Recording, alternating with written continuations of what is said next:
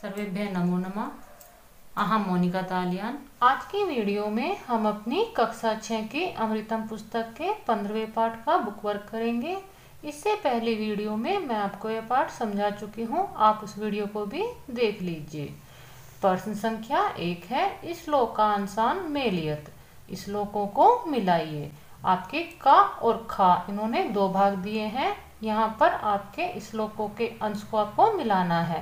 इन वाले भाग में जो आपके श्लोक आए हैं वह आप अपने पाठ में पहले ही पढ़ चुके हैं।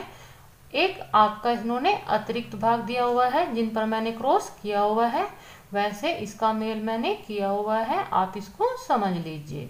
नमन्ति फलिनो वृक्षः, इसका मेल होगा नमन्ति गुणिनो जनाः। सुखार्थी व त्यजेत विद्याम, इसका मेल होगा आपका विद्यार्थी व त्यजेत सुखम। जहाँ पर मैंने क्रॉस किया हुआ है उनका भी आप मेल देख लीजिए। स्वदेशे पूज्यते राजा, इसका अर्थ है कि राजा अपने देश में पूजे जाते हैं। विद्वान सर्वत्र पूज्यते, विद्वान हर स्थान पर पूजे जाते हैं। आप इसको ध्यान में रखेंगे क्योंकि आगे जो आपका एक प्रश्न बनेगा वह आपका इसी भाग से बना हुआ है। चत्वारि तस्य वर्धन्ते, इसका मेल होगा आपका आयुर्विद्या यशोबलम। काव्य शास्त्र विनोदेन, इसका मेल होगा आपका कालो गच्छति धीमताम। इस प्रकार आपके श्लोकों के अंश का मेल हो जाएगा। प्रश्न संख्या 2 है, विकल्पम चित्वा उत्तरम लिखत। विकल्प चुनकर उत्तर लिखिए। यहाँ पर जो इन्होंने प्रश्न किया हुआ है उसके इन्होंने कुछ विकल्प दिए हैं, आपको अपना सही उत्तर चुनकर उसको रिक्त स्थान में लिखना है। प्रश्न है, हस्तस्य भूषणम किमस्ति, हाथों का आभूषण क्या है? इसका उत्तर है दानम यानी दान। सुखार्थी किम त्यजेत, सुख चाहने वाले को क्या छोड़ देना चाहिए? इसका उत्तर है विद्याम यानी विद्या को। विद्यार्थी किम त्यजेत, जो विद्यार्थी होते हैं या विद्या चाहने वाले होते हैं उसको क्या छोड़ देना चाहिए? इसका उत्तर है सुखम यानी सुख को। धीमताम कालः केन गच्छति, विद्वानों का समय किस में जाता है या किसके द्वारा जाता है? इसका उत्तर है काव्य शास्त्र विनोदेन, यानी काव्य शास्त्र के विनोद के द्वारा विद्वानों का समय जाता है या व्यतीत होता है। खलस्य विद्या किमर्थम भवति, जो दुर्जन व्यक्ति होते हैं उनकी विद्या किस लिए होती है? इसका उत्तर है विवादा यानी झगड़े के लिए। श्रोतस्य भूषणम किम भवति, कानों का आभूषण क्या होता है? इसका उत्तर है शास्त्रम यानी शास्त्र। प्रश्न संख्या 3 है, पूर्ण वाक्य उत्तर, पूरे वाक्य में उत्तर दीजिए।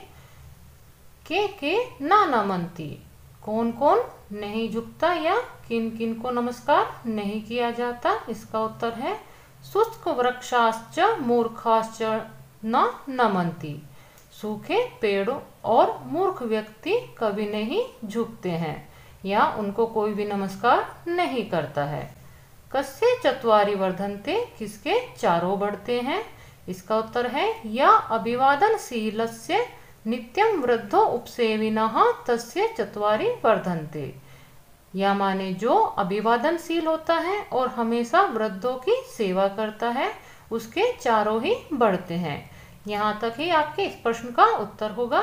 यदि आपके शिक्षकगण इससे अधिक आपका उत्तर कराते हैं, वह इससे आगे भी लिख देते हैं आयुर्विद्या यशोबलम, तो आप उनके अनुसार ही अपने प्रश्नों का उत्तर करेंगे। गुणवत्ताम कई प्रयोजनम न भवति, गुणी लोगों का किससे प्रयोजन नहीं होता है? इसका उत्तर है गुणवत्ताम भूषणै प्रयोजनम न भवति, गुणवान व्यक्तियों का भूषणे यानी जो सांसारिक आभूषण होते हैं उनसे प्रयोजन नहीं होता है, क्योंकि जो गुणवान व्यक्ति होते हैं उनका आभूषण का अर्थ जो हमारे परोपकारी भाव वाले आभूषण कहे गए हैं, जो आप अपने श्लोक में भी पढ़ चुके हैं कि हाथों के लिए दान आभूषण कहा गया है, कानों के लिए शास्त्रों को सुनना आभूषण कहा गया है। इस प्रकार के आभूषण ही गुणवान व्यक्तियों के लिए आभूषण होते हैं, और जो सांसारिक आभूषण होते हैं उनमें गुणवान व्यक्तियों का प्रयोजन नहीं होता है। मूर्खाणाम कालः कथम गच्छति, मूर्ख व्यक्तियों का समय किस प्रकार जाता है? इसका उत्तर है मूर्खाणाम कालः निद्रया कलहेन वा गच्छति। मूर्ख व्यक्तियों का समय सोने में या झगड़े में जाता है।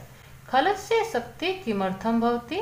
दुर्जन व्यक्तियों की शक्ति किस लिए होती है? इसका उत्तर है खलस्य शक्ति परेशान परिपीड़नाय। यहाँ पर आप भवती लिख लीजिए, ये छूट गया था मुझसे, तर हो जाएगा खलस्य शक्ति परेशान परिपीड़नाय भवती। यानी जो दुर्जन व्यक्ति होते हैं उनकी शक्ति दूसरों को सताने के लिए होती है। के नमन्ति, कौन कौन झुकते हैं या किन किन को नमस्कार किया जाता है? इसका उत्तर है फलिनो वृक्षाः गुणिनो जनाः च नमन्ति। फलदार वृक्ष और गुणवान व्यक्ति ही झुकते हैं या उनको ही सब नमस्कार करते हैं। इस प्रकार आप अपने पूर्ण वाक्य वाले उत्तर कर लीजिए। प्रश्न संख्या 4 है विलोम पदानि मेलयत। विलोम पद मिलाइए। का और खा, यहाँ पर दो भाग आपको दिखाई दे रहे हैं। इसका मेल मैंने आपका का खा घा जो आपके इन्होंने पद दिए हुए हैं उनको मैंने यहाँ पर लिखा हुआ है।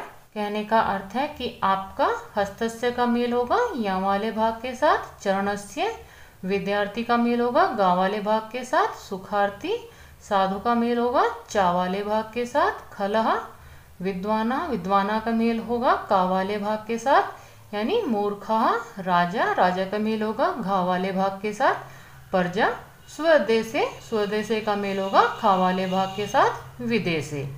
अब आप इनका अर्थ भी समझ लीजिए। हस्तस्य हाथ का, चरणस्य पैर का, विद्यार्थी विद्या को चाहने वाला, सुखार्थी सुख चाहने वाला, साधु अच्छे लोग, खलह बुरे लोग या दुर्जन, विद्वान ज्ञानवान को कहा जाता है, मूर्ख का अर्थ होता है अज्ञानी, राजा का विलोम होता है प्रजा। राजा को आप जानते ही हैं, प्रजा का अर्थ है जो उसके देश में रहने वाली जनता है। स्वदेशे अपने देश में, विदेशे विदेश में।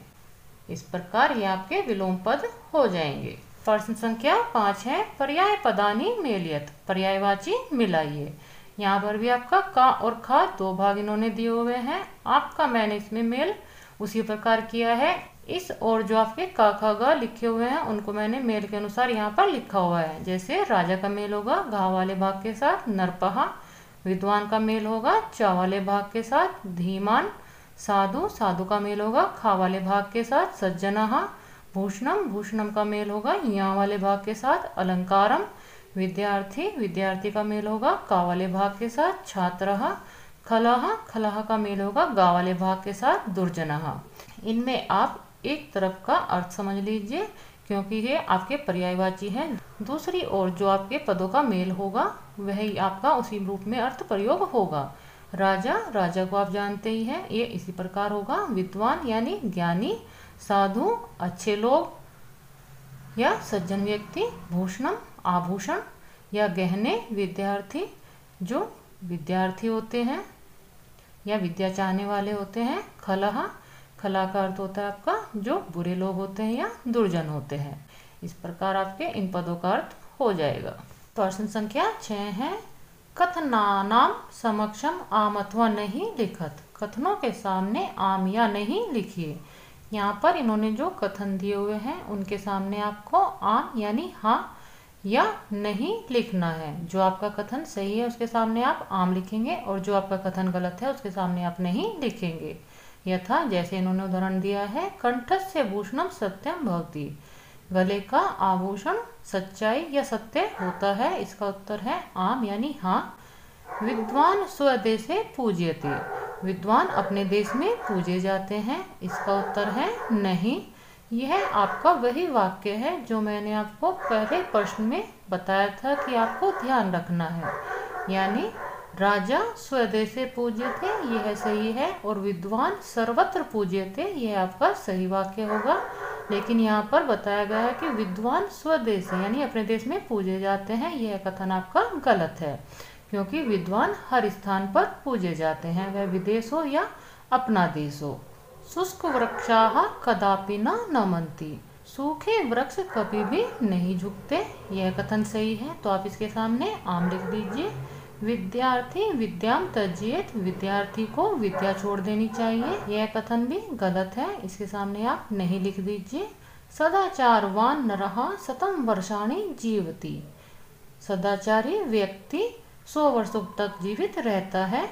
यह कथन सही है, इसके सामने आप आम लिख दीजिए। साधो शक्ति परेशान रक्षणाय भवति, सज्जन व्यक्तियों की शक्ति दूसरों की रक्षा के लिए होती है। यह कथन सही है, इसके सामने आप आम लिख लीजिए। मूर्खाणाम कालः काव्य शास्त्र विनोदेन गच्छति, मूर्ख व्यक्तियों का समय काव्य शास्त्र के विनोद में जाता है या काव्य शास्त्र से आनंद लेने में जाता है। यह कथन गलत है, तो आप इसके सामने भी नहीं लिख दीजिए। इस प्रकार आप अपने कथनों के सामने आम अथवा नहीं लिखेंगे।